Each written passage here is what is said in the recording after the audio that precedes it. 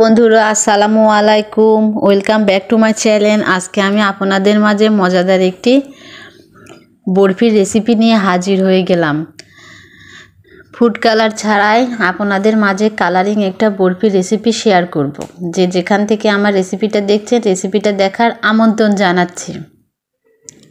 তো খুব সিম্পল এবং সহজ মজাদার একটা বরফির রেসিপি শেয়ার করব। যে যেখান থেকে দেখছেন রেসিপিটা দেখে অবশ্যই আমার পাশে থাকবেন।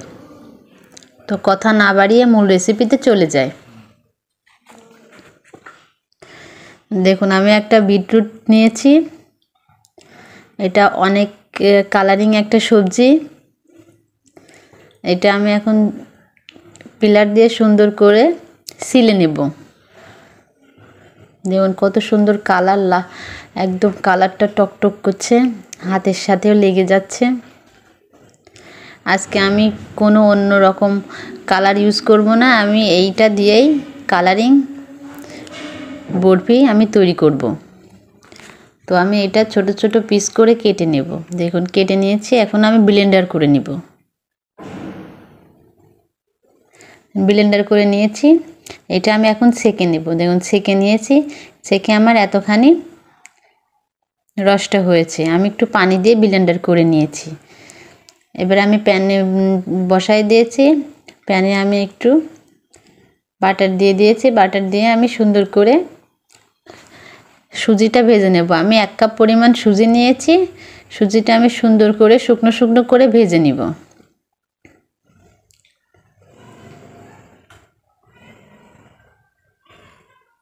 সুজিটা ভাজা হয়ে গেছে। এবার আমি যে বিটরুটটা আমি ব্লেন্ডার করে রস রেখে দিয়েছি, সেই রসটা দিয়ে দিব। দ্বিগুণ দিয়ে আমি অনবরত নেড়ে যাব। অনবরত না নাড়লে এটা আপনার দলা পেকে যাবে। এবার আমি 1 কাপ পরিমাণ চিনি দিয়ে দেব। চিনি দিয়ে আবার অনবরত নেড়ে যাব। চিনি দেওয়ার পরে আর একটু থিকনেস হয়ে যাবে, মানে পাতলা হয়ে যাবে। এবার আমি একটা এলাচের ফল আর দারুচিনি দিয়ে দেব ফ্লেভারের জন্য। দেখুন কত সুন্দর থিকনেস হয়ে গেছে। এবার আমি দুধ দিয়ে দিব।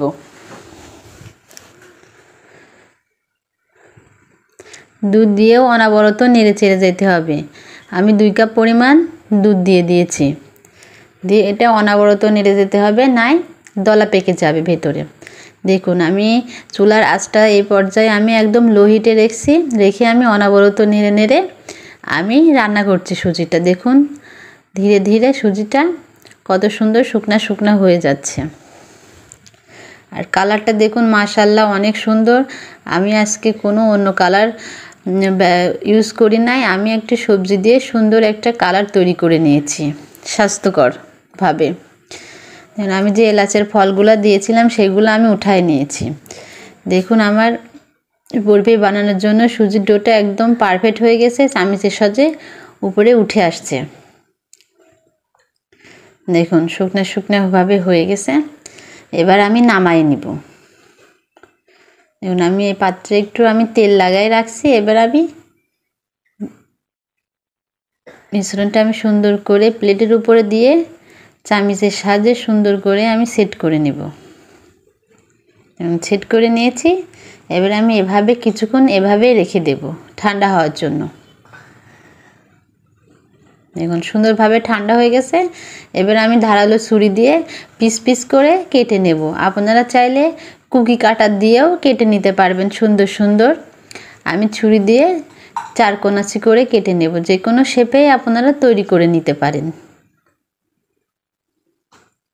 দেখুন কত সুন্দরভাবে কেটে যাচ্ছে। আশা করি আমার রেসিপিটা আপনাদের ভালো লাগবে। খুব সিম্পল এবং সহজভাবে কালারিং বরফির রেসিপিটা আপনাদের মাঝে শেয়ার করেছি। এটা আপনারা তৈরি করে কিছুদিন সংরক্ষণ করেও খেতে পারবেন। তো আমার সবগুলো বরফি কাটা হয়ে গেছে। দেখুন কত সুন্দর কালার, দেখতেও মাশাআল্লাহ অনেক সুন্দর, খেতেও অনেক মজা। তো আবার তৈরি হয়ে গেছে বরফিগুলা। তো আশা করি আপনাদের ভালো লেগেছে। ভালো লাগলে আমার পাশে থাকবেন, সাপোর্ট করবেন। এমন নিত্য নতুন রেসিপি নিয়ে আবার আপনাদের মাঝে হাজির হয়ে যাব। ধন্যবাদ বন্ধুরা, আল্লাহ হাফেজ।